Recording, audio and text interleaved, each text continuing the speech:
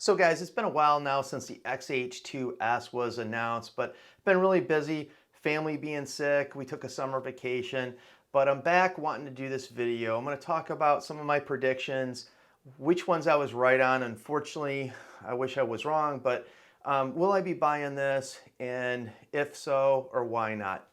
First of all, autofocus. Now, Fujifilm's been making incremental improvements in autofocus and stills, but really hasn't made much improvement in video. I was hoping they would change that with this hybrid XH2s. And unfortunately, for some of the pre-release videos I've seen on YouTube with DP Review, with Jordan and a few others, unfortunately, it looks like it's not the case. It's a little bit better, but not to the same performance that I was hoping to, like on the caliber of Sony or Canon.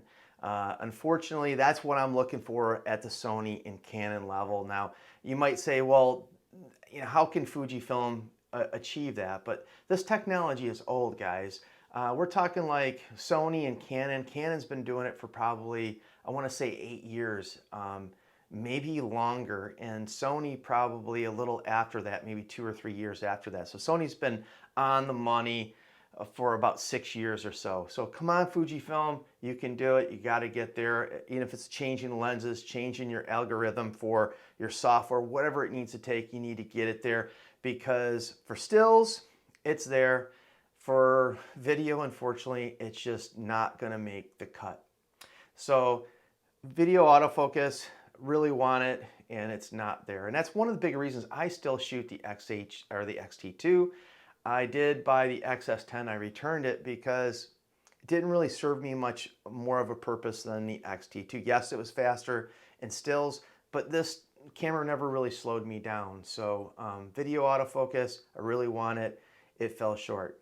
The other thing that this camera fell short on, guys, is they call it a PASM. You'll hear this in some of the video, PASM, and the reason they come up with PASM, PSAM, and instead of the conventional Fujifilm where you got the aperture and your shutter speed and your exposure comp dial and the ISO, you have none of that. The XH1 was kind of like an in-between. You had some features, you didn't have them all. I can't remember exactly what it had on the dials, but it didn't look like this. Now this is looking like a Sony and a Canon. If you're, in my opinion, if you want that, there's better options out there in Sony or Canon, and as well as other manufacturers in Nikon.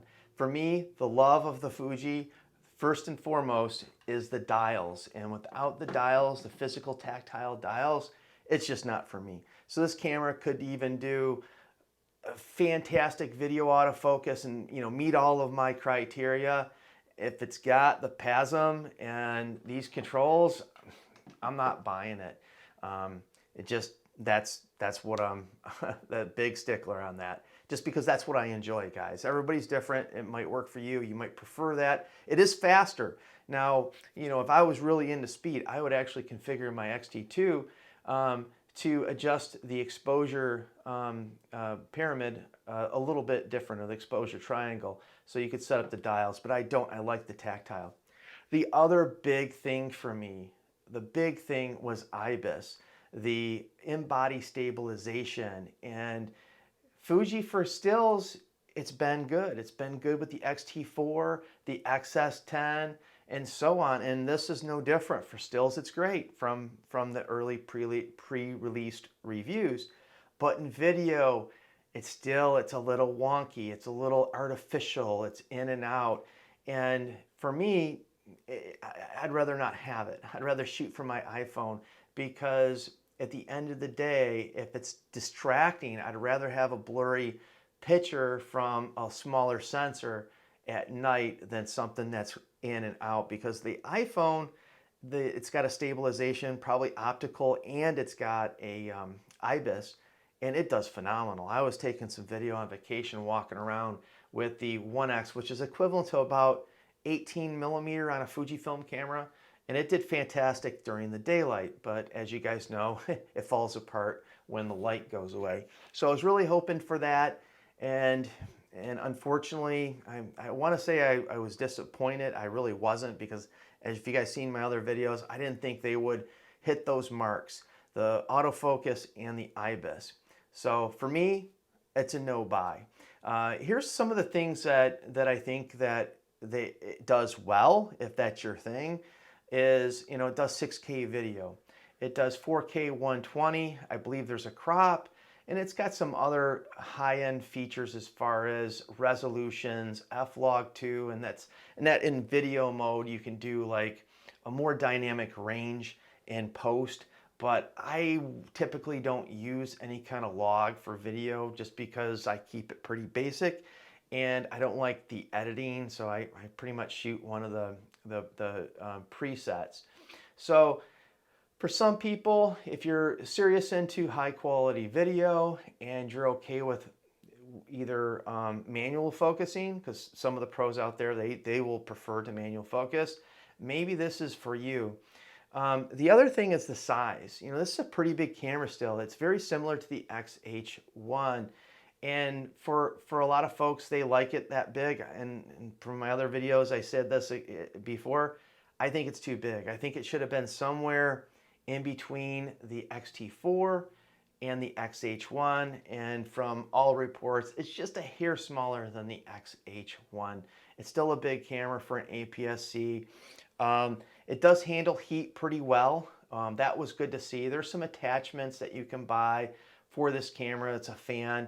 Some people don't like it. For me, I think it's a decent direction to go for Fujifilm. It's an option if you need it, but as long as it holds pretty cool and does some decent recording times, and this camera does that, and that's fine. I don't think that's a big negative. It did get ripped a little bit on some of the videos, and again, I think if you want to shoot constantly and you got it set up in a rig, maybe that's something that you can use, and it's not real expensive. It's like 100 or 200 bucks. The battery grip on this thing was like very expensive. Let me see if it comes up right here. There's two different vertical battery grips. There's a traditional one is $400, and then they have one for $1,000. And I think the $1,000 one, you could do file transfers. I think you can hook up a USB-C or some kind of data cable and do data transfers. Very expensive in my opinion. Both of them, $400 and $1,000 for a battery grip. And I know the XH1, I want to say maybe it wasn't the exact same functionality. I'm almost sure it wasn't, but it was like 200 bucks. And to see $400 and $1,000, I just think that's a bit getting up there in price. The optical viewfinder looks great. That's promising for some of the future Fujifilm cameras like the X-T5.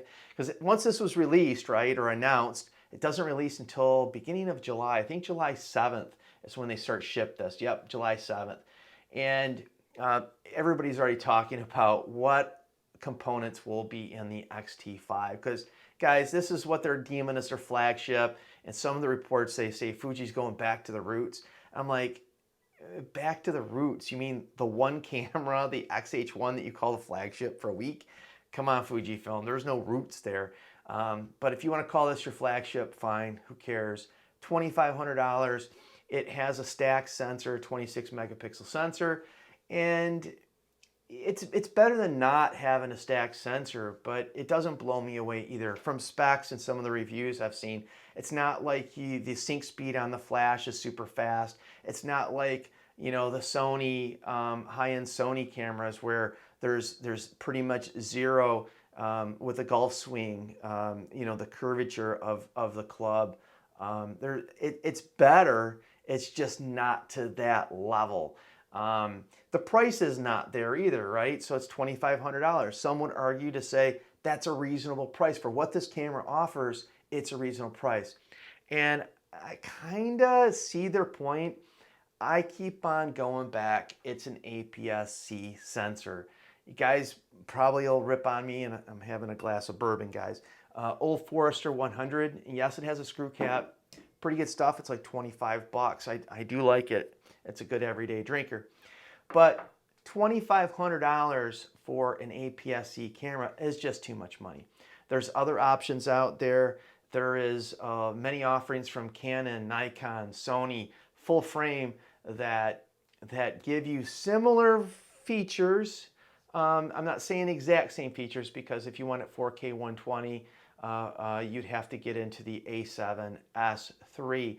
But yeah, that camera, don't quote me on it, is it $3,500? So some would say $1,000. When you're buying this camera gear, $1,000, it seems like a lot of money, but it's not in the grand scheme of things. It's like if you're buying a Mustang, right? And you hold out on one option, and afterwards you buy it, you spend thousands of dollars on all these aftermarkets. It's like, and that's what it reminds me of, these cameras. You know, you get into a camera system and you have all the lenses and the flashes and the strobes and all this other stuff.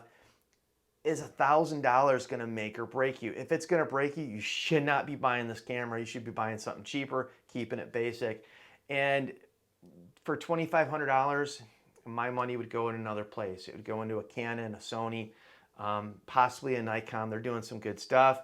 And yes, most of it comes down to sensor size. And yes, the video autofocus and things like that are real important. And in order to charge this price, and I think they could pull it off with the $24.99 if they had the bomb autofocus in video and just totally knocked it out of the park with IBIS. Like, you could walk around with it, and that's what I think they needed, and they fell short. So for me, I think it's too high. I think, unfortunately, this will be cursed like the XH1. They're not going to compete. The XT5 is going to have most of what this has for price, probably point of $1,500, $1,600. And these things will be clearanced off, and we'll be wondering what happened to the XH-2s. Now, there is another XH coming out. It's the standard XH. That'll be the higher megapixel. I think more people are excited about that, because if you are shooting Fujifilm, for 26 megapixel does, for most people, it's fine. For me, it's fine, but I get that some of these guys, you know, they're doing landscape photography. They like the size, they like the tactile experience of the Fujifilm cameras, and it just doesn't have enough megapixel for them unless they go up to the medium format. The GFX series, which it's a whole nother thing. They're huge, they're big, they're heavy, they're expensive. So I think that 40 megapixel sensor is going to be attractive for a lot of people. We'll see. Again, for me, the size of the camera and the PASM dial would be 100% no. There's already talk about, will the 40 megapixel come to the XT5? That would be pretty exciting. Me, I really don't need it, but I think for a lot of people it would sell well. So that's my maybe not so quick impressions, first impressions of the XH2. I'm not buying this camera. I'm going to continue to watch the reviews and see what other people, real buyers that get it in their hand, not people that are, you know, getting pre-releases or just buying them to send them back after they give their review on YouTube here. So guys, love to hear what you think. Are you buying this camera? And if so, why? And I'd love to hear what you think. Thanks guys for watching. Take care. Bye.